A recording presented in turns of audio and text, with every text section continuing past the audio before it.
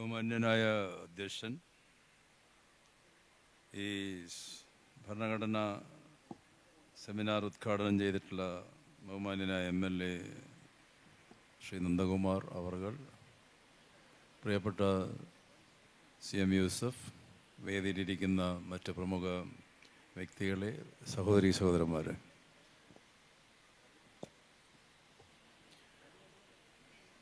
Indian ഭരണഘടന അതിൻ്റെ രൂപീകൃത കാലം മുതൽക്ക് തന്നെ എപ്പോഴും ഗഹനമായ ചർച്ചയ്ക്ക് വിധേയമായിട്ടുള്ള ഒരു പ്രതിഭാസമാണ്.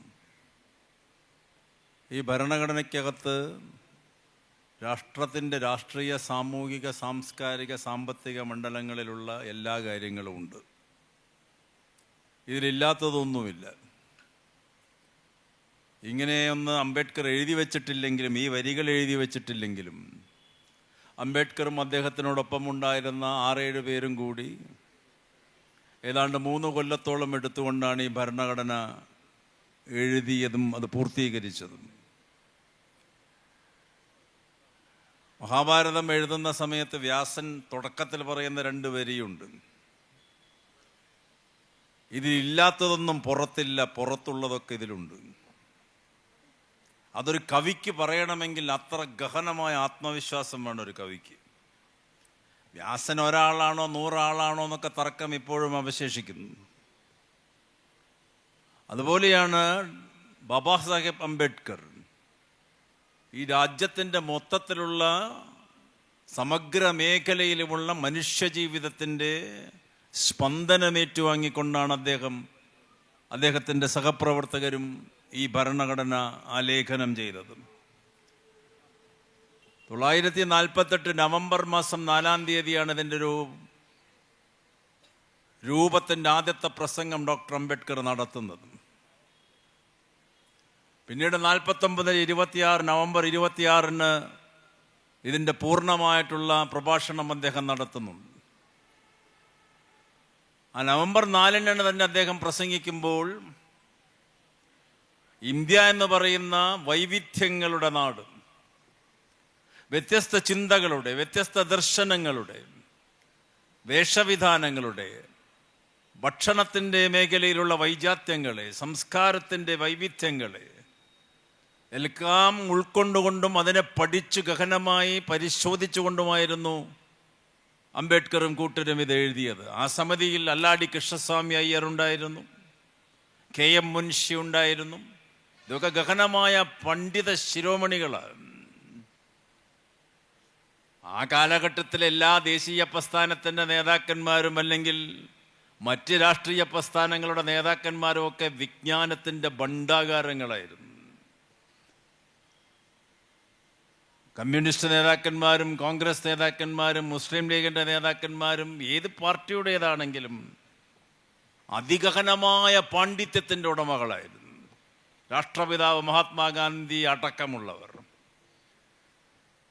സ്വാതന്ത്ര്യം കിട്ടിയിട്ട് 76 വർഷം പിന്നിട്ടിട്ടുള്ള ഈ അവസരത്തിൽ ഇന്ന് നോക്കുകയാണെങ്കിൽ ഒരു നേതാവാകാനുള്ള ഏറ്റവും വലിയ ഗുണം മിക്ക രാഷ്ട്രീയ പ്രസ്ഥാനങ്ങളുടെയും ഒന്നും വായിക്കരുത് എന്നുള്ളതാണ്. ഇന്നത്തെ കാലഘട്ടം അതാ പറയുന്നത്. ഒന്നും വായിക്കാത്ത ആൾക്കാരാണ് ഇന്ന് പല രാഷ്ട്രീയ പ്രസ്ഥാനങ്ങളുടെയും നേതാക്കന്മാർ. എങ്ങനെ ഇന്ത്യ അങ്ങനെ മാറി? അംബേദ്കർ ജനിച്ച നാട്ടിൽ ഇങ്ങനെ മഹാത്മാഗാന്ധിയും പണ്ഡിറ്റ് ജവഹർലാൽ നെഹ്റുവും മൗലാന ആസാദും സർദാർ പട്ടേൽ, ഡോക്ടർ സർവേപ്പള്ളി രാധാകൃഷ്ണൻ, രാജഗോപാലാചാരി, സുഭാഷ് ചന്ദ്രബോസ്, ഇങ്ങനെയൊക്കെ ഹിമാലയത്തിനേക്കാൾ തലയെടുപ്പുള്ള നേതാക്കന്മാർ ജനിച്ച് വിരാജിച്ച നാട്ടിൽ ഇന്ന് സങ്കുചിതത്വത്തിൻ്റെ മാളങ്ങളിലേക്ക് ഒളിക്കുന്ന ഏറ്റവും ചെറിയ മനസ്സുകളുടെ ഉടമകളായിട്ട് മാറിയിരിക്കുന്നു മിക്കവാറും രാഷ്ട്രീയ, സാമൂഹിക, സാംസ്കാരിക പ്രവർത്തകന്മാരും അല്ലെങ്കിൽ നേതൃത്വങ്ങളും പൊതുജനങ്ങളും. അങ്ങനെ ചിന്തിക്കാത്തൊരു ജനതതി ബഹുഭൂരിഭാഗം വരുന്ന ഈ നാട്ടിൽ ഭരണഘടനയെ നിശേഷം ഇല്ലാതെയാക്കിയാൽ അത്ഭുതപ്പെടുവൊന്നും വേണ്ട. ഇവിടെ ഗഹനമായ ചർച്ചകളില്ല. ഇന്ത്യയിൽ നിന്നും സംവാദങ്ങളില്ല, സംഭാഷണങ്ങളില്ല. ദൃശ്യശ്രവ്യ മാധ്യമങ്ങളിലെല്ലാം ഏത് ചർച്ചകൾ നമ്മൾ നോക്കിയാലും അവിടെ അട്ടഹാസങ്ങളും ആക്രോശങ്ങളുമാണ്. ചർച്ചയിൽ പങ്കെടുക്കുന്നവരും ചർച്ച അവതരിപ്പിക്കുന്ന ആങ്കർമാരും. രാഷ്ട്രത്തിൻ്റെ ഏറ്റവും ഗഹനമായ വിഷയങ്ങളെക്കുറിച്ച് ഒരാളും ചർച്ച ചെയ്യില്ല. അംബേദ്കർ ഇത് എഴുതാൻ വേണ്ടിയിട്ട് കൊല്ലങ്ങളോളം എടുത്തു ഇത് പഠിക്കാൻ. അങ്ങനെ അദ്ദേഹം തുടക്കത്തിൽ പറയുന്നുണ്ട്, ലിബർട്ടി, ഇക്വാലിറ്റി, ഫ്രറ്റേണിറ്റി, സ്വാതന്ത്ര്യം, സമത്വം, സാഹോദര്യം. ഈ 3 ദർശനങ്ങളാണ് ഈ ഭരണഘടന ഇന്ത്യൻ ജനതയ്ക്ക് സംഭാവന നൽകുന്നത്. ഈ 3 ദർശനങ്ങളെ ഞാൻ ഫ്രഞ്ച് വിപ്ലവത്തിൽ നിന്ന് കടമെടുത്തതല്ല. 1787 ഫ്രഞ്ച് വിപ്ലവം, അത് കഴിഞ്ഞ് ഏതാണ്ട് 1.5 നൂറ്റാണ്ട് കഴിഞ്ഞിട്ടാണ് ഇന്ത്യൻ ഭരണഘടന ആവിർഭവിക്കുന്നത്. ആ ഫ്രഞ്ച് വിപ്ലവത്തിൽ നിന്ന് കടമെടുത്തതല്ല ഞാനിത്. മറിച്ച് ഇന്ത്യൻ സ്വാതന്ത്ര്യ സമരത്തിൻ്റെ തീച്ചൂളയിൽ നിന്ന് ഉയർന്നു വന്ന അനുഭവ സമ്പത്തിൻ്റെയും തീക്ഷ്ണമായിട്ടുള്ള പോരാട്ടങ്ങളുടെയും സമരഭൂമിയിൽ നിന്ന് എനിക്ക് ലഭിച്ചിട്ടുള്ള ഏറ്റവും പ്രചോദകമായിട്ടുള്ള സിദ്ധാന്തമാണ് സമത്വം, സ്വാതന്ത്ര്യം, സാഹോദര്യം. ഈ സാഹോദര്യം എന്നുള്ള വാക്കാണ് ഞാൻ ഏറ്റവും അധികം ഉയർത്തിപ്പിടിക്കുന്നത്. ഫ്രറ്റേണിറ്റി എന്നതിന് ഇംഗ്ലീഷിൽ പറയുമെങ്കിലും ഞാൻ അതിനെ കൂടുതൽ സാധാത്മ്യം കൽപ്പിക്കുന്നത് മൈത്രി എന്ന വാക്കിനോടാണ്. സർവമത മൈത്രി എന്നൊക്കെ നമ്മൾ പറയും പോലെ മൈത്രി. ഈ മൈത്രി എന്നുള്ള വാക്ക് ലോകത്തിന് സംഭാവന ചെയ്തത് എൻ്റെ ഗുരുനാഥനാണ്. എൻ്റെ ഗുരുനാഥൻ സാക്ഷാൽ ബുദ്ധദേവൻ.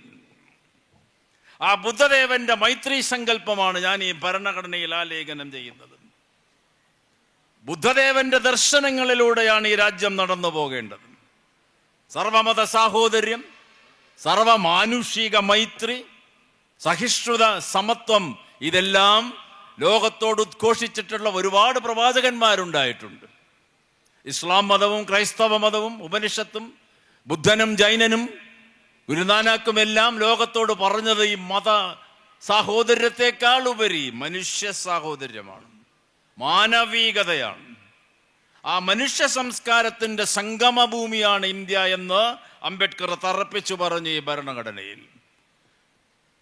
സ്വാതന്ത്ര്യം കിട്ടിയിട്ട് 76 വർഷം കഴിഞ്ഞപ്പോൾ ഇന്ത്യയിൽ ഇല്ലാത്തതും അതായി, മനുഷ്യ സാഹോദര്യം.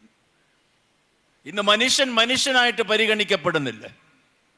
ഒരു മനുഷ്യൻ മറ്റൊരു മനുഷ്യനെ ജാതിയുടെയും മതത്തിൻ്റെയും അടിസ്ഥാനത്തിലാണ് പരിഗണിക്കുന്നത്. ജാതി സ്പർദ്ധയും മതസ്പർദ്ധയും അതിൻ്റെ ഉത്തുംഗ ശൃംഗങ്ങളിലേക്ക് ഇന്ത്യയിൽ എത്തിക്കഴിഞ്ഞു.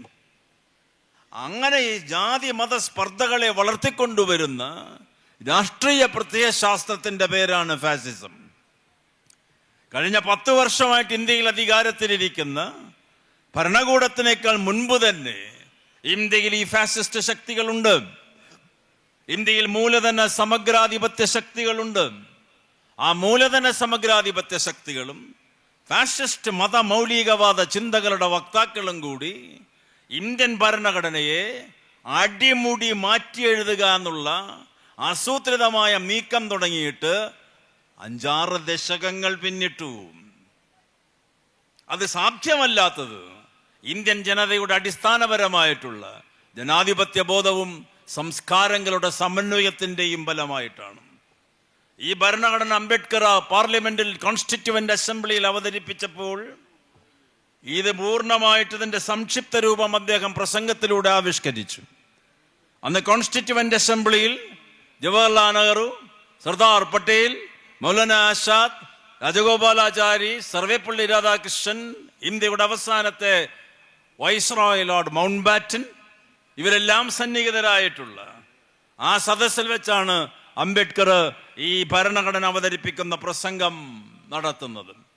അനർഗളമായിട്ടുള്ള വാക്ചാതുരിയുടെ ഉടമയായിരുന്നു ഡോക്ടർ ബാബാ സാഹേബ് അംബേദ്കർ. അംബേദ്കറുടെ വിദ്യാഭ്യാസ യോഗ്യത എന്താണെന്ന് നമ്മൾക്കറിയണം. 32 ബിരുദാനന്തര ബിരുദങ്ങൾ നേടിയിട്ടുള്ള ആളാണ് അംബേദ്കർ. ഏറ്റവും താഴേക്കിടയിലുള്ള ഒരു വിഭാഗത്തിൽ നിന്ന് വളർന്നു വന്ന് ആ കാലഘട്ടത്തിലും ഈ കാലഘട്ടത്തിലും ലോകത്തിലെ ഏറ്റവും പ്രശസ്തമായ സർവകലാശാലകളിൽ ഒന്നായ കൊളംബിയ യൂണിവേഴ്സിറ്റിയിൽ നിന്ന് ഡോക്ടർ ഓഫ് ലോ, അതിൽ തന്നെ PhD, ലണ്ടൻ സ്കൂൾ ഓഫ് ഇക്കണോമിക്സിൽ നിന്ന് PhD, 3 PhDകൾ, 10-30 ബിരുദാനന്തര ബിരുദങ്ങൾ, D.Litt in literature, doctor of science, doctor of economics, doctor of politics. ഇങ്ങനെ എടുക്കാത്ത ഡിഗ്രി ഒന്നുമില്ല അംബേദ്കർ. അസാമാന്യമായ പാണ്ഡിത്യത്തിൻ്റെ ഏറ്റവും വലിയ വിജ്ഞാന ഗോപുരം. ആ അംബേദ്കർക്ക് ഏത് വിഷയവും സംസാരിക്കാം, ഏത് വിഷയത്തെക്കുറിച്ചും ഗ്രന്ഥങ്ങൾ എഴുതാം. അങ്ങനെ ആ കാലഘട്ടത്തിലെ ദേശീയ പ്രസ്ഥാനത്തിലെ നേതാക്കന്മാരെക്കാളധികം വൈജ്ഞാനിക ഔന്നത്യത്തിൽ നിന്നിട്ടുള്ള ആളായിരുന്നു ഡോക്ടർ ബാബാ സാഹിബ് അംബേദ്കർ. പണ്ഡിറ്റ് ജവഹർലാൽ നെഹ്റുവിനേക്കാൾ ബിരുദവും ബിരുദാനന്തരമുള്ള ഒരു വിജ്ഞാന ശിരോമണി. ആ അംബേദ്കർ ഏറ്റുമുട്ടിയത് നെഹ്റുവിനോടല്ല, അംബേദ്കർ എപ്പോഴും ഏറ്റുമുട്ടിയത് മോഹൻദാസ് കരംചന്ദ് ഗാന്ധിയോടായിരുന്നു. ഗാന്ധി അംബേദ്കർ ചർച്ച ഇന്ത്യൻ സ്വാതന്ത്ര്യ സമരത്തിന്റെ ഏറ്റവും തീക്ഷ്ണമായ ചർച്ചകളാണ്, അധ്യായങ്ങളാണ്, മുഹൂർത്തങ്ങളാണ്. ഇന്ത്യൻ ദേശീയ പ്രസ്ഥാനത്തിൽ ഒരുപക്ഷെ അംബേദ്കറോട് തുറന്ന സമീപനത്തോടുകൂടി ചർച്ച ചെയ്ത ഒരാളേ ഉള്ളൂ. അയാളുടെ പേരാണ് മഹാത്മാഗാന്ധി. അതാണ് ഗാന്ധിജിയുടെ വലിപ്പം. ഗാന്ധി തന്നെ എതിർക്കുന്നവരോടും സംഭാഷണം നടത്തും, മനസ്സ് തുറന്നിട്ടിരിക്കും ഗാന്ധി. ശത്രുവിനോടാണ് ഗാന്ധി ആദ്യം സംസാരിക്കുക, മിത്രങ്ങളെക്കാൾ കൂടുതലും. അംബേദ്കർ വ്യക്തിപരമായ ശത്രുവായിരുന്നില്ല, ആശയപരമായ ശത്രുവായിരുന്നു മഹാത്മാഗാന്ധിജിയുടെ പല ഘട്ടങ്ങളിലും. ലാഹോറിൽ ജാറ്റ്മട്ട് ടോഡൽ മണ്ഡൽ എന്ന് പറയുന്ന ഒരു സഭയുണ്ട്, ഒരു ജാതി സമൂഹത്തിന്റെ സഭ. ആ ജാറ്റ്മട്ട് ടോഡൽ മണ്ഡലത്തിന്റെ സഭയുടെ സമ്മേളനത്തിന് അംബേദ്കറിനെ പ്രസംഗിക്കാൻ ക്ഷണിച്ചു. അന്നൊക്കെ പ്രസംഗം സംഘാടകർക്ക് എഴുതി കൊടുക്കണം, പ്രസംഗം തുടങ്ങുന്നതിന് മുമ്പ് ഒരു ദിവസം മുമ്പ് എത്തിച്ചു കൊടുക്കണം. കാരണം അത്ര ഗഹനമായിട്ടുള്ള വേദി സദസ്സായിരിക്കും, അത്ര മാത്രം വിജ്ഞാനം തേടുന്ന ആൾക്കാരായിരിക്കും അവിടെ സന്നിഹിതരാവുക. പ്രാസംഗികരും അത്തരത്തിലുള്ള വിജ്ഞാന ഭണ്ഡാകാരങ്ങരായിരിക്കും. ഇപ്പൊ സംഘാടകന്മാർക്ക് ഇത് എത്തിച്ചു കൊടുത്തപ്പോൾ ആ സംഘാടകന്മാർ ഈ പേപ്പർ പരിശോധിച്ചു കൊണ്ട് പറഞ്ഞു, ഇതിലെ ചില ഭാഗങ്ങൾ മാറ്റണമെന്ന്. അതിൽ അംബേദ്കർ എഴുതിയത് ഇന്ത്യയിലെ വേദങ്ങളെക്കുറിച്ച്, ശ്രുതികളെക്കുറിച്ച്, സ്മൃതികളെക്കുറിച്ചൊക്കെയുള്ള ചില ഉദ്ധരണികളായിരുന്നു, ഈ അനാചാരത്തിനെയും യാഥാസ്ഥികത്വത്തിനൊക്കെ എതിരായിട്ട്. അപ്പൊ ഈ സംഘാടക സമിതി ആ വാചകങ്ങൾ മാറ്റണം, എന്നാൽ പ്രസംഗിച്ചോളൂ എന്ന് പറഞ്ഞു. അംബേദ്കർ പറഞ്ഞു അതിന് വേറെ ആളെ നോക്കാൻ പറഞ്ഞു. അദ്ദേഹം ആ പ്രസംഗത്തിന് പോയില്ല, അവർ പ്രസംഗിക്കാൻ സമ്മതിച്ചുമില്ല. ആ പേപ്പറാണ് ലോകപ്രശസ്ത പേപ്പറായിട്ട് മാറുന്നത്. അംബേദ്കർ സ്വന്തം കയ്യിൽ നിന്ന് കാശെടുത്ത് ആ പേപ്പർ പ്രസിദ്ധീകരിച്ചു. ആ പേപ്പറിന്റെ തലവാചകമാണ് ദ അനിഹിലേഷൻ ഓഫ് കാസ്റ്റ്, ജാതിയുടെ ഉന്മൂലനം. ആ ഒരൊറ്റ പേപ്പറാണ് സംഘപരിവാറിനെ ഇന്നും പേടിപ്പെടുത്തുന്നത്.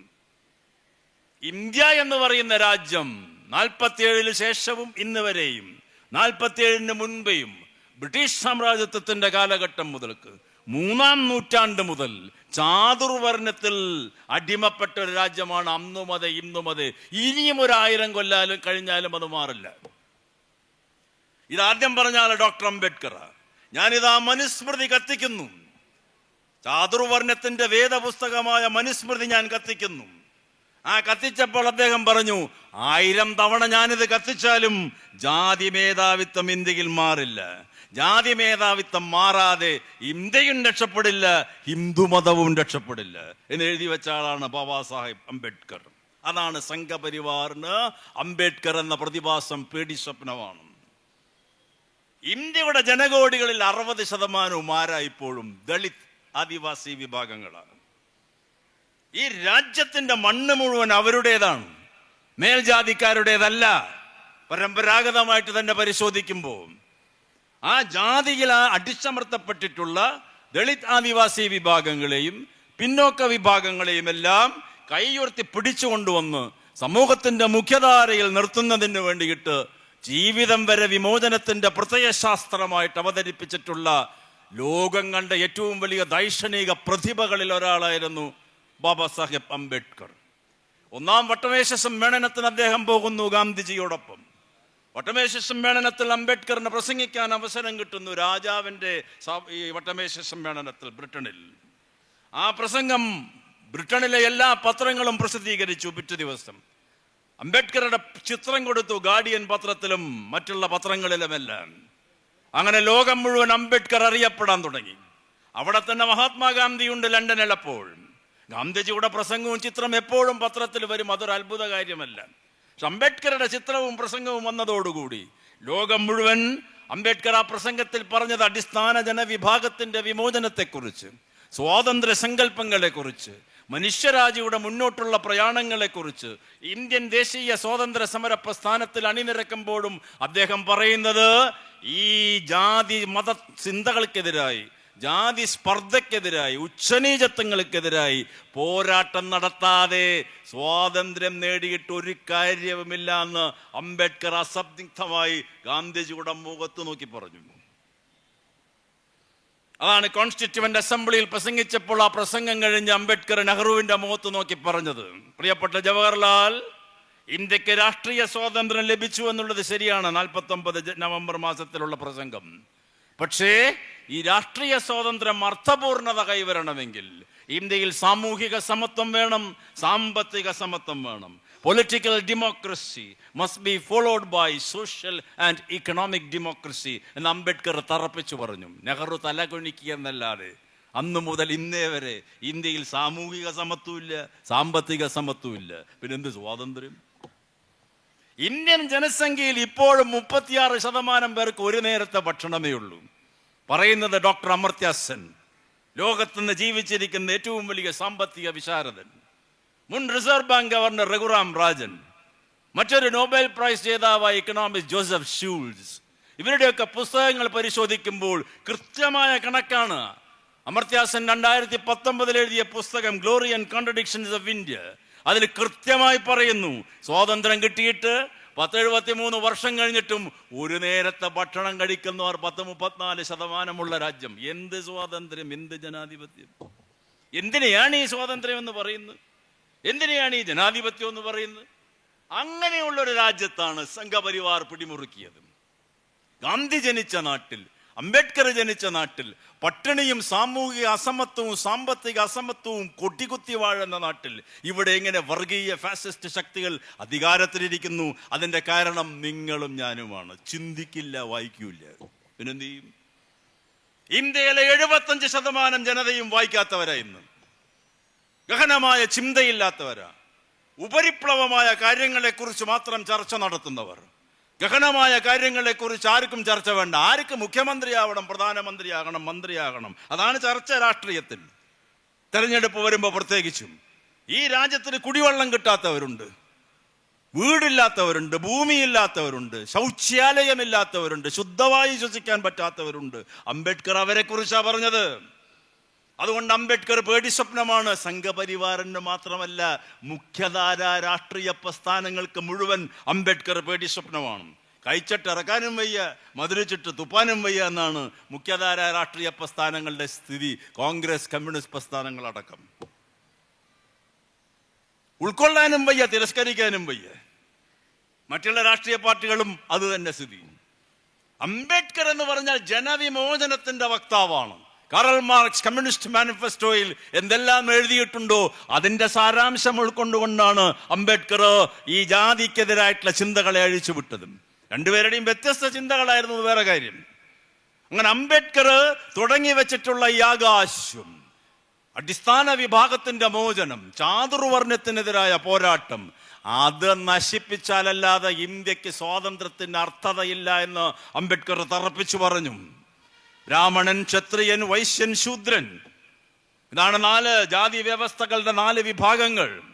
3-ാം നൂറ്റാണ്ടിൽ ബുദ്ധമതം ഏറ്റവും വലിയ സാർവജനീനമായ മതമായിട്ട് ലോകം മുഴുവൻ വ്യാപരിച്ചു നിൽക്കുന്ന സമയത്ത് 3-ാം നൂറ്റാണ്ടിന്റെ കാലം മുതൽ, ആ കാലഘട്ടത്തിലാണ് മലയാളിയായിട്ടുള്ള മഹാപണ്ഡിതൻ ജഗദ്ഗുരു ആദിശങ്കരാചാര്യർ ലോകം മുഴുവൻ സഞ്ചരിച്ചുകൊണ്ട് ബ്രാഹ്മണ മത സിദ്ധാന്തങ്ങൾ പ്രചരിപ്പിച്ചത്. മായാസിദ്ധാന്തം, ഈ കാണുന്നത് മുഴുവൻ മായയാണ്, ഒന്നുമല്ല. ആത്മീയവാദത്തിന്റെ പിതാവായിരുന്നു ശങ്കരാചാര്യർ. ആ മായാസിദ്ധാന്തം മുഖേനയാണ് ബുദ്ധമതത്തിന്റെ സിദ്ധാന്തങ്ങളെ ശങ്കരാചാര്യർ തകർത്ത് തരിപ്പണമാക്കിയത്. ബുദ്ധൻ പ്രചരിപ്പിച്ചത് കരുണ, ദയ, അനുകമ്പ, അഹിംസ, സ്നേഹം, സാഹോദര്യം. എന്നാൽ ബുദ്ധൻ പ്രചരിപ്പിച്ചത് ദൈവമില്ല, നീ തന്നെ ദൈവം. ഉപനിഷത്ത് പറഞ്ഞ തത്വമസി എന്നുള്ള വാചകം ബുദ്ധനാണ് പ്രയോഗത്തിൽ വരുത്തിയത്. എവിടെ ബുദ്ധൻ എന്ന് ശിഷ്യനായ അനന്തൻ ചോദിക്കുമ്പോൾ ബുദ്ധൻ മറുപടി പറയും, നീ തന്നെ ബുദ്ധൻ. ബുദ്ധൻ എന്ന് പറഞ്ഞാൽ എല്ലാ വിജ്ഞാനവും ഉൾക്കൊള്ളുന്നവൻ, എൻലൈറ്റൻഡ് പേഴ്സൺ, അതാണ് ബുദ്ധൻ. ഞാനും ബുദ്ധനാണ്, നീയും ബുദ്ധനാണ്, പക്ഷെ നീ ബുദ്ധനാണെന്ന് നീ അറിയുന്നില്ല. തത്വമസിയാണത്. നീ എന്തിനെ തേടി നടക്കുന്നുവോ അത് നീ തന്നെ. അതാണ് അംബേദ്കർ ഉയർത്തിപ്പിടിച്ചത്. എല്ലാവരും ദൈവികതയുള്ളവരാ, ബ്രാഹ്മണരും ക്ഷത്രിയരും മാത്രമല്ല മുകളിൽ നിൽക്കുന്നത്. അങ്ങനെ ഒരു വിഭാഗം വേണ്ട. അങ്ങനെ ശ്രേഷ്ഠത എന്ന് ജാതിയുടെ അടിസ്ഥാനത്തിൽ, മതത്തിന്റെ അടിസ്ഥാനത്തിൽ പരികൽപ്പിക്കരുത് എന്ന് കർശനമായിട്ട് അദ്ദേഹം പറഞ്ഞു. എല്ലാ മതവിഭാഗങ്ങളിലുമുണ്ട് ഈ ബ്രാഹ്മണിസം. ബ്രാഹ്മണിസം എന്ന് പറഞ്ഞാൽ പൂണൂലിട്ട പാവപ്പെട്ട സ്വാമിമാരെ അല്ലട്ടോ ഞാൻ പറയുന്നത്. Brahmanism is A political ideology, ഒരു സോഷ്യൽ ഐഡിയോളജി. നമ്മൾ എന്തൊക്കെ പറയുമെങ്കിലും ക്രൈസ്തവ മതത്തിലും ഇസ്ലാം മതത്തിലും ഹൈന്ദവ മതത്തിലും ഈ സവർണ ശ്രേഷ്ഠന്മാരുണ്ട്. അവരെയൊന്നും തൊടാൻ പറ്റില്ല. അതും ഒരു തരത്തിലുള്ള ബ്രാഹ്മണിക് കോൺസെപ്റ്റാണ്, ചാതുർവർണ്ണ സ്ഥിതിയാണ്. മതപുരോഹിതന്മാർക്കെതിരെ അവരെന്ത് അനീതി കാണിച്ചാലും മിണ്ടാൻ പറ്റില്ല പല മതങ്ങളിലും. ഈ സെമിറ്റിക് മതങ്ങളിലായാലും ശരി, ഈ സാർവജനീന മതങ്ങളിലായാലും ശരി. അപ്പൊ എല്ലാറ്റിലുമുണ്ട് ഈ ബ്രാഹ്മണിസ്റ്റായി. പറയും നമുക്കെല്ലാം പറയാമെന്ന്, പക്ഷെ പറഞ്ഞാൽ വിവരം അറിയും ഇപ്പോഴും പല മതങ്ങളിലും ഇവർക്കെതിരെ ശബ്ദിച്ചാൽ. അങ്ങനെയുള്ള ബ്രാഹ്മണ സെറ്റപ്പിനെതിരായിട്ടാണ് അംബേദ്കർ ശബ്ദിച്ചത്. അദ്ദേഹം വേറൊരു പ്രബന്ധം അവതരിപ്പിച്ചു കൊളംബിയ യൂണിവേഴ്സിറ്റിയിൽ, ലോക പ്രശസ്ത പ്രബന്ധം, the caste in India, its genesis, its mechanism, its development എന്നായിരുന്നു ആ പ്രബന്ധത്തിന്റെ തലവാചകം. ഇന്ത്യയിലെ ജാതി വ്യവസ്ഥ, അതിന്റെ ഉദ്ഭവം, അതിന്റെ വികസനം, അതിന്റെ യാന്ത്രികത. ഈ വലിയ പ്രബന്ധം കൊളംബിയ യൂണിവേഴ്സിറ്റിയിൽ അവതരിപ്പിച്ച് ലോകാംഗീകാരം കിട്ടിയ പ്രബന്ധത്തിന്. അംബേദ്കറുടെ പാണ്ഡിത്യത്തിനെ ചോദ്യം ചെയ്യാനുള്ള പണ്ഡിതന്മാർ വളരെ വിരളമായിരുന്നു ആ കാലഘട്ടത്തിൽ, ലോകത്തിലടക്കം. ആ പ്രബന്ധം ലോകം മുഴുവൻ അംഗീകരിക്കപ്പെട്ടു. ഈ നേരത്തെ പറഞ്ഞ ജാതിയുടെ ഉന്മൂലനം എന്നുള്ള പ്രബന്ധം സ്വന്തം ചെലവിൽ പ്രസിദ്ധീകരിച്ച് 8 അണയ്ക്കാണ് അംബേദ്കർ വിറ്റത്. അതിന് വില കിട്ടത് 8 അണ. അന്ന് 8 അണ എന്ന് പറഞ്ഞാൽ വലിയ പൈസയാണ്. ഗാന്ധി മറുപടി എഴുതി ഹരിജൻ എന്നുള്ള അദ്ദേഹത്തിന്റെ പ്രസിദ്ധീകരിക്കുന്ന മാസികയിൽ. ഗാന്ധി എല്ലാവർക്കും ലേഖനങ്ങൾ എഴുതും. അതിൽ ഹരിജൻ എന്നുള്ള അദ്ദേഹത്തിന്റെ മാസികയിൽ ഗാന്ധി അംബേദ്കറുടെ ഈ പുസ്തകത്തിനെ കുറിച്ച് എഴുതി. കുറച്ച് നല്ലത് പറഞ്ഞിട്ട് അവസാനം പറഞ്ഞു ഗാന്ധി, 8 അണ കുറച്ച് കൂടുതലായി, 4 അണയ്ക്ക് വിൽക്കാമായിരുന്നു, അത്രയ്ക്കേ ഉള്ളൂ ഇതിൻ്റെ ഉള്ളിലെ ഉള്ളടക്കമെന്നു കുറച്ച് പരിഹസിച്ചുകൊണ്ട് അംബേദ്കർ മറുപടി എഴുതി, the reply to Mahatma in a modest way. അംബേദ്കറുടെ തലവാചക, മഹാത്മാവിനതായ മറുപടി കൊടുക്കുന്നു വിനയാന്വിതനായി. ഭയങ്കര വാഗ്വാദമാണ് ഗാന്ധിയും അംബേദ്കറും. ഒരു തരയ്ക്കും അംബേദ്കർ വിട്ടുകൊടുക്കില്ല. ഗാന്ധിയും അംബേദ്കറും വ്യക്തിപരമായ ഒരു വിരോധവുമില്ല.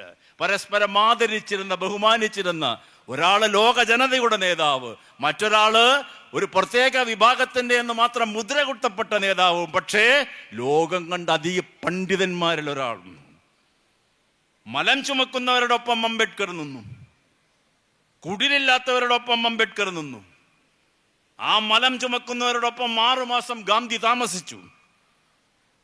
ഡൽഹി UP അതിർത്തിയിലുള്ള വാത്മീകികൾ എന്ന് വിളിക്കുന്നവരെ, മലം ചുമത്ത് കൊണ്ടുപോകുന്നവരെ, മനുഷ്യമലം ചുമന്നപ്പുറത്ത് കൊണ്ട് ഇപ്പോഴും ഉണ്ട് കേട്ടോ ഡൽഹിയിൽ. 76 വർഷം സ്വാതന്ത്ര്യം കിട്ടിയിട്ടും ഇവിടെ ഇന്റർകോണ്ടിനെന്റൽ ബാലിസ്റ്റിക് മിസൈലും ബുള്ളറ്റ് ട്രെയിനും മറ്റേ ട്രെയിനൊക്കെ ഓടിക്കാൻ വെമ്പൽ കൊള്ളുന്ന ഈ നാട്ടിലെ പ്രധാനമന്ത്രി ഭരിക്കുന്ന നാട്ടിൽ മനുഷ്യമലം ചുമക്കുന്ന എത്രയോ മനുഷ്യന്മാർ ഇന്ത്യയിൽ ജീവിച്ചിരിക്കുന്നു കേട്ടോ. എന്നിട്ടാണ് ജനാധിപത്യം പറയുന്നത്. ആരോർക്കുന്നു അവരുടെ കൂടെയാ ഗാന്ധി താമസിച്ചിട്ട് അവരുടെ മലം വൃത്തിയാക്കി, സ്വന്തം വിസർജനം വൃത്തിയാക്കി, അത് ചുമന്ന് കുറെ ദൂരത്ത് കൊണ്ടുപോയിട്ട് ഒഴുക്കുന്ന മഹാത്മാവിനെ കണ്ടിട്ടുണ്ടോ?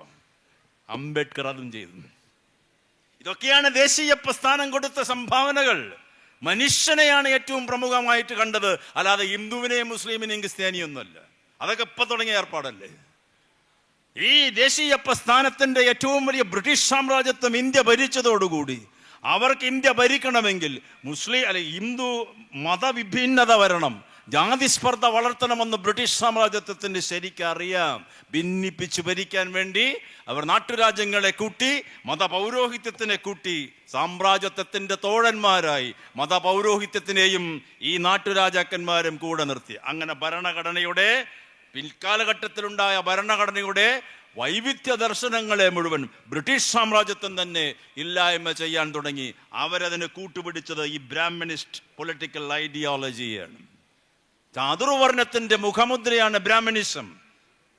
അതിൽ ഋഗ്വേദത്തിലൊരു ശ്ലോകമുണ്ട്, പുരുഷ സൂക്ത ശ്ലോകം എന്നാണ് പറയുക. വിരാട് പുരുഷൻ ബ്രഹ്മം, ബ്രഹ്മാവല്ല ബ്രഹ്മം, ലോകത്തിന്റെ സൃഷ്ടികർത്താവ്. ബ്രഹ്മത്തിന്റെ മുഖത്ത് നിന്ന് ബ്രാഹ്മണൻ വരുന്നു, മനസ്സിൽ നിന്ന് ക്ഷത്രിയൻ വരുന്നു, തുടയിൽ നിന്ന് വൈശ്യൻ വരുന്നു, കാലിൻ്റെ അടിയിൽ നിന്ന് ശൂദ്രൻ വരുന്നു എന്ന് അതിൽ എഴുതി വെച്ചിരിക്കുന്നു. അവിടെ പിടിച്ചു ഈ മതപുരോഹിതന്മാർ. ഇത് തന്നെ ശ്ലോകം നമുക്ക് എന്ത് പടർത്താൻ? ജാതി വർണ്ണ വ്യവസ്ഥ പടർത്താൻ. അങ്ങനെ ബ്രാഹ്മണനുണ്ടായി, ക്ഷത്രിയനുണ്ടായി, വൈശ്യനുണ്ടായി, ശൂദ്രനുണ്ടായി. ഇപ്പോഴും അതന്നെ പ്രചരിപ്പിച്ചുകൊണ്ടിരിക്കുന്നു. അമ്പലങ്ങളിൽ പോയി നോക്കൂ, ഇവിടുത്തെ അമ്പലത്തിലും പോയ പൂജാരിയോട് പറഞ്ഞു നോക്കൂ, പുരുഷ സൂക്ത പുഷ്പാഞ്ജലി കഴിക്കൂ എന്ന് പറയും. മിക്കവാറും പൂജാരിമാർക്ക് ശ്ലോകം ചെല്ലാനും അറിയില്ല, ചെല്ലാതെ അതിൻ്റെ അർത്ഥം അറിയില്ല. ഇന്നത്തെ പൂജാരിമാരുടെ സ്ഥിതി അതാ, പല പൂജാരിമാരുടെയും. അത് പല ആരാധനാലയങ്ങളുടെ പണ്ഡിതന്മാരുടെ സ്ഥിതി അതാണ്, ഏത് മതത്തിൻ്റെതായാലും. അതുകൊണ്ടാണ് ഖുർആനും ബൈബിളും ഉപനിഷത്തൊക്കെ ദുർവ്യാഖ്യാനിക്കപ്പെടുന്നത്. കാരണം ഭക്തന്മാരിത് വായിച്ചിട്ടില്ല എന്ന് പുരോഹിതന്മാർക്ക് ഉറപ്പാണ്. രാമായണം വായിച്ച എത്ര RSSകാരുണ്ട്? ഒറ്റ ആൾ പോലും ഉണ്ടാവില്ല. അങ്ങനെ RSSകാർ രാമായണം വായിച്ചിട്ടുണ്ടെങ്കിൽ ഇവിടെ പള്ളി പൊളിയുമില്ല, പുതിയ ക്ഷേത്രം വരൂല്ല. കാരണം രാമൻ പറഞ്ഞത് ക്ഷേത്രം പണിയാനല്ല, രാമൻ പറഞ്ഞത് മനുഷ്യ മനസ്സിൽ എന്നെ കുടിയിരുത്താനാണ്. വാത്മീകിയുടെ രാമായണം വായിച്ച ഇന്ത്യക്കാരൻ്റെ ഒരു 10% പോലും ഉണ്ടാവില്ല. അവർ ഗോൾവാൾക്കർ എഴുതിയിട്ടുള്ള രാമനെ വായിക്കും, ഹെഗ്ഡേവാറിന്റെ രാമനെ വായിക്കും. അവിടെയാണ് അവർ അംബേദ്കറിനെതിരെ വിരൽ ചൂണ്ടുന്നത്. അംബേദ്കർ അതുകൊണ്ടാണ് പറഞ്ഞത്, ഈ ചാതുർവർണ്ണം നശിക്കാതെ, ഈ പുരാണങ്ങളുടെ ദുർവ്യാഖ്യാനങ്ങളെ ഇല്ലായ്മ ചെയ്യാതെ ഹിന്ദുമതം രക്ഷപ്പെടില്ല. ഹിന്ദുത്വവും എന്ന് പറയുന്ന ഭീകരമായിട്ടുള്ള പ്രാകൃത പ്രത്യയശാസ്ത്രത്തിനെ തറപറ്റിക്കാനും പറ്റുകയില്ല. ഹിന്ദുമതവും ഹിന്ദുത്വവും തമ്മിൽ ഒരു ബന്ധവുമില്ല. പക്ഷെ ഇന്ന് വാത്മീകിയുടെ രാമനെ ഇന്ത്യൻ ജനതയ്ക്ക് അറിയില്ല. അവർക്ക് ആകെ അറിയുന്നത് RSSന്റെ രാമനെയാണ്. അവിടേക്ക് എത്തി ഇന്ത്യ. അതുകൊണ്ടാണ് ഈ വർഗീയത, അതുകൊണ്ടാണ് ഈ വിഭാഗീയത വരുന്നത്. അതുകൊണ്ട് ഞങ്ങൾ കമ്മ്യൂണിസ്റ്റുകാർ പറയുന്നത്, മതേതരവാദികൾ പറയേണ്ടത്, എല്ലാ വിഭാഗം ജനങ്ങളും പറയേണ്ടത്, രാമനെ പഠിക്കണം. വാത്മീകിയുടെ രാമനെ, പ്രവാചകനായ നബിയെ പഠിക്കണം, ക്രിസ്തുദേവനെ പഠിക്കണം, ബുദ്ധദേവനെ പഠിക്കണം, അംബേദ്കറെ പഠിക്കണം. അപ്പോൾ മാത്രമേ ഇന്ത്യയിൽ മനുഷ്യത്വം ഉയർത്തെഴുന്നേൽക്കുകയുള്ളൂ. ആ മാനവികതയ്ക്ക് വേണ്ടിയിട്ടാണ് അംബേദ്കർ ശ്രമിച്ചത്. തൻ്റെ നിരവധി വിജ്ഞാനത്തിൻ്റെ പ്രതീകങ്ങളായ ഡിഗ്രികളും ബിരുദാനന്തര ബിരുദങ്ങളും ഒക്കെ ഉണ്ടായിട്ടും അദ്ദേഹം ഒരു അധികാരത്തിൻ്റെ പദവിയിലിരിക്കാൻ പലപ്പോഴും കൂട്ടാക്കിയില്ല. പണ്ഡിറ്റ് നെഹ്റുവിൻ്റെ മന്ത്രിസഭയിൽ അംഗമായിരുന്നുവെങ്കിലും കുറച്ചു കഴിഞ്ഞപ്പോൾ രാജിവെച്ചു. പോരാട്ടം നടത്തിയ അദ്ദേഹം, ഇതല്ല വേണ്ടത്, ജനാധിപത്യം എന്നുള്ളത് ഭരണഘടനയുടെ ധാർമ്മികതയെ ഉയർത്തിപ്പിടിക്കുന്ന സങ്കല്പമാകണം, അല്ലാതെ വോട്ട് ചെയ്ത് അധികാരത്തിൽ ചെയ്യുന്ന പ്രക്രിയയല്ല ജനാധിപത്യം. ഭരണഘടനയുടെ ധാർമ്മിക മൂല്യങ്ങളെ സമൂഹത്തിന്റെ വ്യത്യസ്ത മേഖലകളിൽ വ്യാപരിപ്പിച്ചാൽ മാത്രമേ ജനാധിപത്യം പരിപൂർണമാകുകയുള്ളൂ എന്ന് അംബേദ്കർ എപ്പോഴും നിഷ്കർഷിച്ചു. സമത്വം, സ്വാതന്ത്ര്യം, സാഹോദര്യം, രാഷ്ട്രീയ സ്വാതന്ത്ര്യം, ഭക്ഷണം കഴിക്കാനുള്ള സ്വാതന്ത്ര്യം, ചിന്തിക്കാനുള്ള സ്വാതന്ത്ര്യം, ആവിഷ്കാര സ്വാതന്ത്ര്യം, ഇതെല്ലാം ജനാധിപത്യത്തിന്റെ ഒരു ഭാഗമാണ്. ജനാധിപത്യം എന്ന് പറഞ്ഞാൽ തെരഞ്ഞെടുപ്പിൽ വോട്ട് രേഖപ്പെടുത്തലല്ല, അതൊരു ജീവിതത്തിന്റെ ദൈനംദിനമുള്ള നൈതിക ബോധമാണ്, ജീവിതത്തിന്റെ ജൈവായുധമാണ്, ജീവിതത്തിന്റെ ജീവിത സ്പർശനമാണ്. ജനാധിപത്യമെന്ന് അംബേദ്കർ തറപ്പിച്ചു പറയും, അതൊരു നൈതികതയാണ്. ജീവിതത്തിന്റെ ഓരോ ചിന്തയിലും, ഓരോ പ്രക്രിയയിലും, ഓരോ വാക്കിലും ജനാധിപത്യ ബോധം നിറഞ്ഞു നിൽക്കണമെന്ന് ബാബാ സാഹേബ് പറയുന്നത് കൊണ്ടാണ് സംഘപരിവാറിന് അംബേദ്കറെ പേടി, അല്ലെങ്കിൽ മറ്റ് രാഷ്ട്രീയ പ്രസ്ഥാനങ്ങൾക്കും പരിപൂർണമായിട്ടും ഉൾക്കൊള്ളാത്തതും. ഗാന്ധി ഒരിക്കലും പറഞ്ഞിട്ടില്ല താൻ അപ്രമാദിത്വമുള്ളൊരു നേതാവാണെന്ന്, അംബേദ്കറും പറഞ്ഞിട്ടില്ല. പക്ഷെ ഇന്ന് മിക്കവാറും രാഷ്ട്രീയ പ്രസ്ഥാനങ്ങളിലെ പല നേതാക്കന്മാരും പറയുന്നത് ഞാൻ തന്നെ ഏറ്റവും വലിയ നേതാവെന്ന്. അവിടെയാണ് ഇന്ത്യയുടെ ദുരന്തം. എന്നേക്കാൾ വലുത് ആരും ഉണ്ടാവാൻ പാടില്ല. എല്ലാ അപ്രമാദിത്വമുള്ള നേതാക്കന്മാരിലും ഫാസിസ്റ്റ് ലക്ഷണങ്ങൾ കാണാം, ഫാസിസ്റ്റ് ചിഹ്നങ്ങൾ കാണാം. അതൊരു പ്രത്യേക പ്രസ്ഥാനത്തിന്റെ മാത്രമല്ല, ഇന്ന് എല്ലാ പ്രസ്ഥാനങ്ങളിലേക്കും കടന്നു വരുന്നു. ഏകാധിപത്യം, സമഗ്രാധിപത്യം, ചോദ്യം ചെയ്യാൻ പാടില്ല, ചോദ്യം ചെയ്താൽ നിങ്ങളെ പുറത്താക്കും.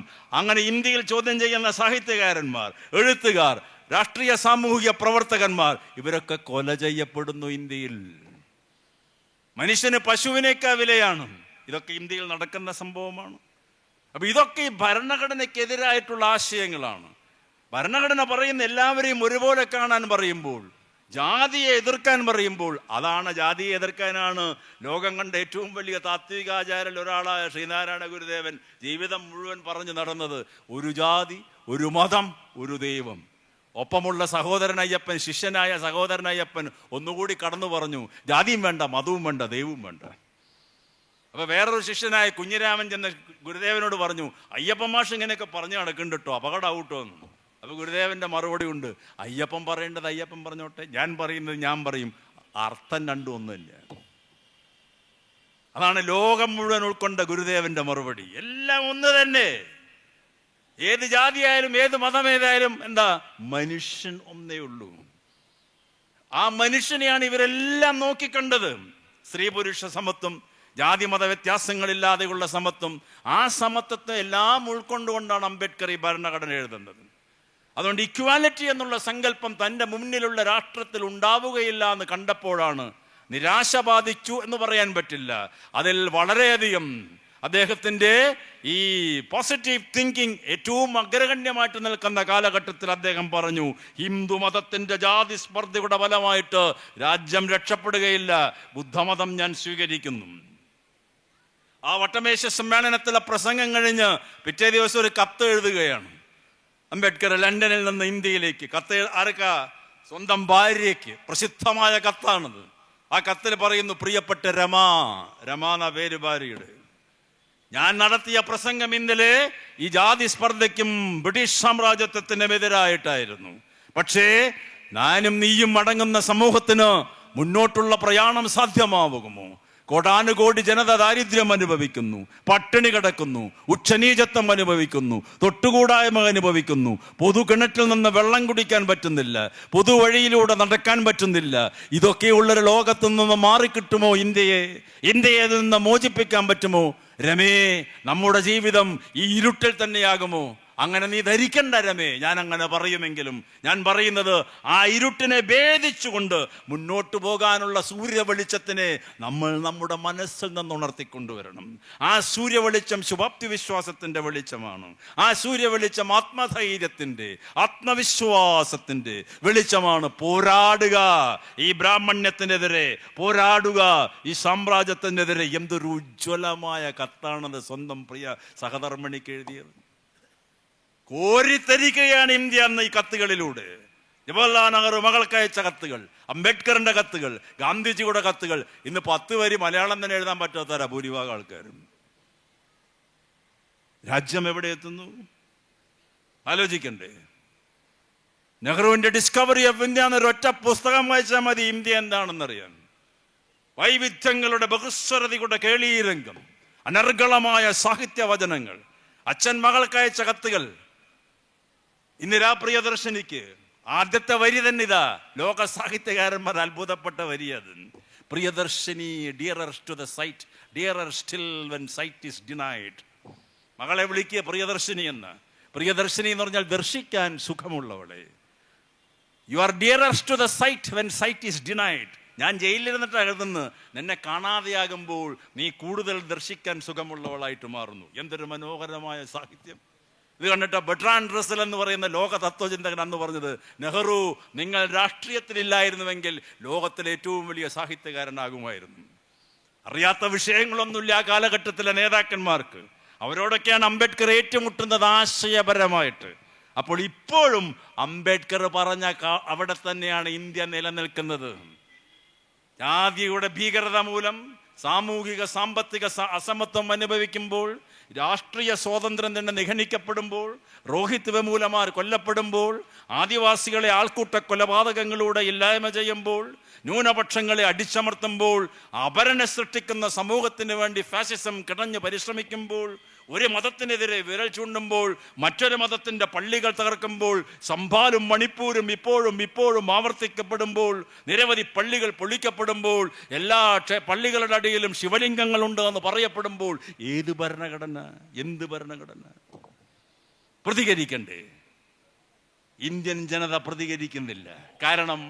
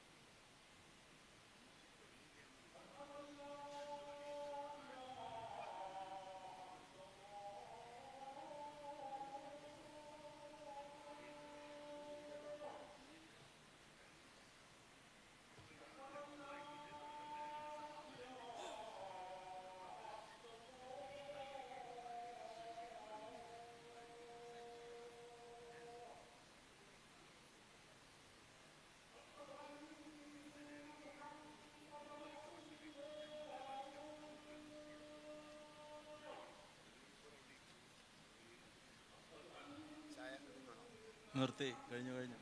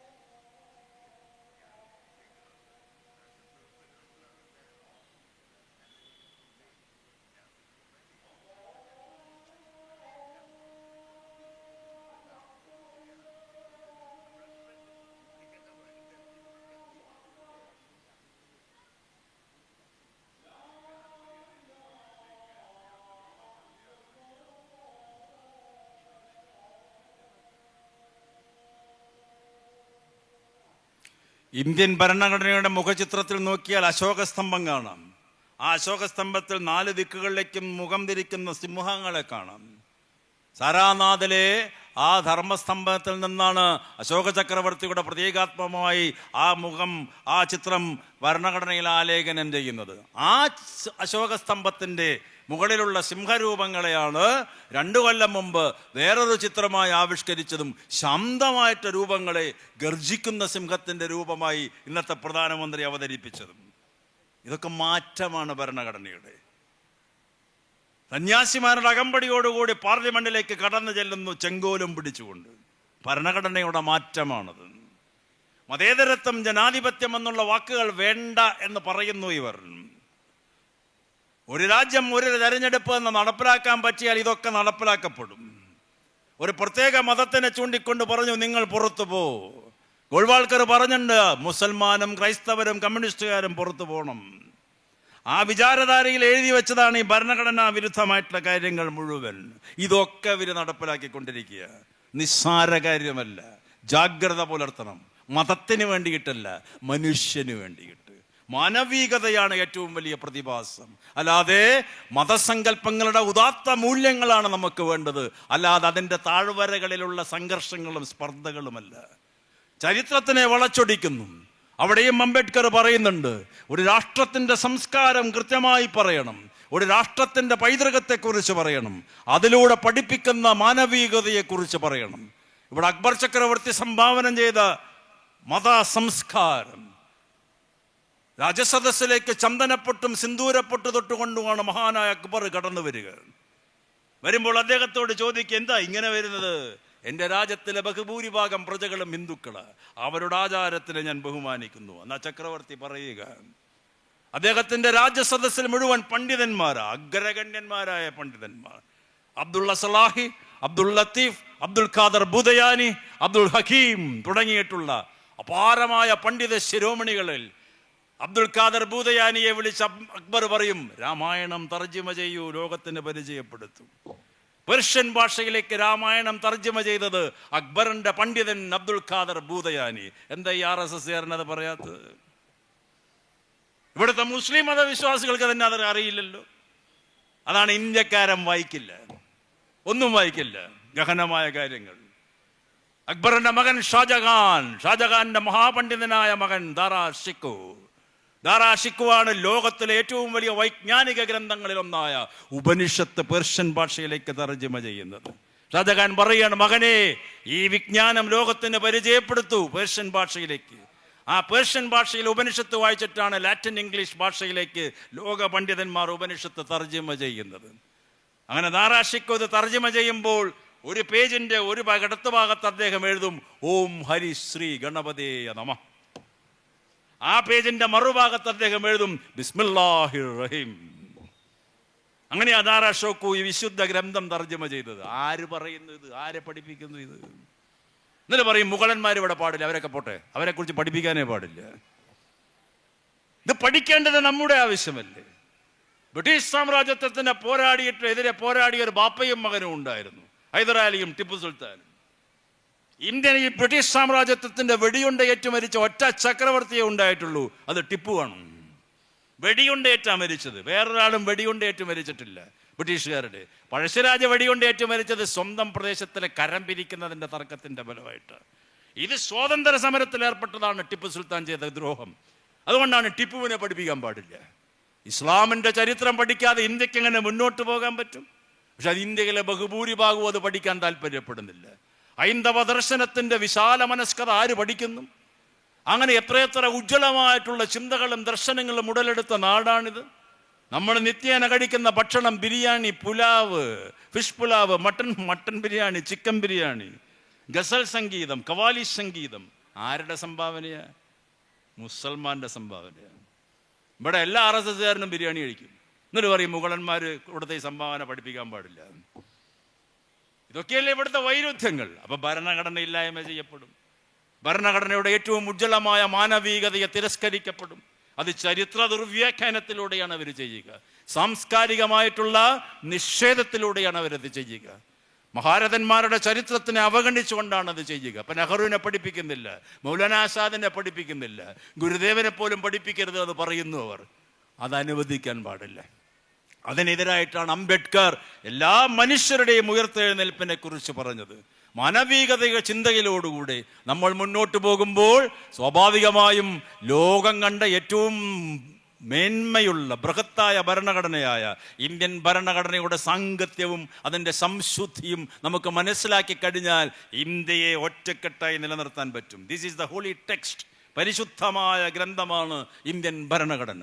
ആ ഭരണഘടനയെ നമ്മൾ പഠിപ്പിക്കണം. അതിൻ്റെ ഒരു 10 വരി ആമുഖം മാത്രം പഠിപ്പിച്ചിട്ട് കാര്യമില്ല. മനുഷ്യ ജീവിതത്തിൻ്റെ 4 മേഖലകളെയും സ്പർശിക്കുന്ന അതിബൃഹത്തായ വിശ്വദാർശനികതയുടെ ചിന്തകളുടെ സരണീപ്രവാഹമാണ് ഭരണഘടനയിലുള്ളത്. അതുകൊണ്ട് അംബേദ്കർ എത്രയോ കാലഘട്ടത്തിനെ മുൻകൂട്ടി കണ്ടുകൊണ്ട് അംബേദ്കറും അദ്ദേഹത്തിൻ്റെ സഹപ്രവർത്തകരും വിശ്വപ്രസിദ്ധമായിട്ടുള്ള ഈ ടെക്സ്റ്റിന് ബീജാവാപം നൽകിയതും അത് പ്രാവർത്തികമാക്കുന്നത് അത് പിടിച്ചുകൊണ്ടാണ് ഭരണം നടത്തേണ്ടത്. അല്ലാതെ ഭരണാധിപന്റെ വ്യക്തിപ്രഭാവം കലർത്തിയിട്ടല്ല. ഞാനാണ് വലുത്, എൻ്റെ ഗ്യാരണ്ടി എന്നല്ല പറയേണ്ടത്. ഭരണഘടനയുടെ ഗ്യാരണ്ടിയെ കുറിച്ചാണ് പറയേണ്ടത്. ഭരണഘടനാ ഗ്യാരണ്ടിയാണ് വലുത്, അല്ലാണ്ട് നേതാവിൻ്റെ അപ്രമാദിത്വമല്ല വലുത്. ഗാന്ധി റോട്ടിലൂടെ ചെരുപ്പിടാതെ നടന്നു, ഒരു ഷോളും പുതച്ച്. ഇന്നിപ്പോൾ ഗാന്ധി ആവണം എന്നല്ല പറയുന്ന ആർക്കും പറ്റൂല. പക്ഷേ ഇന്ന് ഓരോ നേതാക്കന്മാരും 20, 30, 40, 50 കാറിന്റെ അകമ്പടിയോടുകൂടി പോകുമ്പോൾ രാഷ്ട്രപിതാവ് ജനിച്ച നാടാണെന്ന് ഓർക്കണം. അപ്രമാദിത്വമുള്ള സെക്യൂരിറ്റി ഭടന്മാരുടെ കൂടെയേ സഞ്ചരിക്കുള്ളൂ എന്ന് അവിടം മുതൽ ഇവിടം വരെയുള്ള എല്ലാവരും തീരുമാനിക്കുമ്പോൾ ഇത് ഗുരുദേവനും വിവേകാനന്ദനും അംബേദ്കർക്കും ഗാന്ധിക്കും നെഹ്റുവിനും ആസാദിനും പട്ടേലിനും ജന്മം കൊടുത്ത നാടാണെന്ന് ധരിക്കണം. കാലഘട്ടം മാറുമ്പോൾ എല്ലാവരും പണത്തിൻ്റെ കീഴിൽ ജീവിക്കണമെന്ന് എവിടെ എഴുതി വെച്ചിട്ടില്ല. പണാധിപത്യമാണ് ഇതെല്ലാം ചെയ്യിപ്പിക്കുന്നത്. അംബേദ്കർ അതിനെതിരായിരുന്നു. പണം വേണം, പക്ഷെ മൂലധന ശക്തികളുടെ സമഗ്രാധിപത്യം പാടില്ല എന്ന് അംബേദ്കർ പറഞ്ഞു. ഒരാൾ 5000 കോടി രൂപ ചെലവിട്ടുകൊണ്ട് ഒരു മകന്റെ കല്യാണം നടത്തുമ്പോൾ ഇപ്പുറത്ത് 30% പേർക്ക് ശുദ്ധജലമില്ല, ശൗചാലയമില്ല, ഒരു നേരത്തെ ഭക്ഷണമില്ല. എന്ത് ജനാധിപത്യം, എന്ത് സ്വാതന്ത്ര്യം? ചിന്തിക്കണം. നമ്മളെ ചിന്തിപ്പിക്കാനുള്ള ഏറ്റവും വലിയ സീക്രട്ട് ടെക്സ്റ്റിൻ്റെ പേരാണ് ഇന്ത്യൻ കോൺസ്റ്റിറ്റ്യൂഷൻ. ആ ഭരണഘടന വായിക്കുക, ഭരണഘടനയുടെ ചിന്തയുടെ ഏറ്റവും അമൂല്യമായ പ്രവാഹം നടത്തുക. അങ്ങനെ ചെയ്യാനുള്ളൊരു വേദി ഒരുക്കിയിട്ടുള്ള പ്രശസ്തമായ ഈ സ്ഥാപനത്തിൻ്റെ ഈ സംരംഭത്തിന് വളരെയധികം ശ്ലാഘനീയമായ ഗുണഗണങ്ങളുണ്ട്. ഇത്തരത്തിലുള്ള സ്ഥാപനങ്ങളിലൂടെ വിദ്യാർത്ഥികളിലേക്കും പൊതുജനങ്ങളിലേക്കും ഉന്നതമായ ചിന്തകളുടെ പ്രവാഹമുണ്ടാകട്ടെ. മനുഷ്യനെ അംഗീകരിക്കുന്ന, മനുഷ്യനെല്ലാവരും തന്നെപ്പോലെയുള്ള ഒരു സൃഷ്ടിപരമായ ജീവിയാണെന്ന് അംഗീകരിക്കുന്ന ഒരു സാമൂഹിക സംവിധാനം നിലവിൽ വരാൻ വേണ്ടിയിട്ട് പൂർവസൂരികൾ ശ്രമിച്ചപ്പോൾ അതിനുവേണ്ടിയുള്ള പോരാട്ടമാണ് നമ്മൾ ഇന്നും നടത്തേണ്ടത്. ആ പോരാട്ടത്തിൽ പ്രിയപ്പെട്ട സുഹൃത്തുക്കളെ അണിചേരുക, രാജ്യത്തിൻ്റെ മോചനത്തിന് വേണ്ടി എന്ന് മാത്രം പറഞ്ഞുകൊണ്ട് ഞാൻ ഉപസംഹരിക്കുന്നു. എല്ലാവിധ ആശംസകളും അർപ്പിക്കുന്നു. ഭരണഘടനാ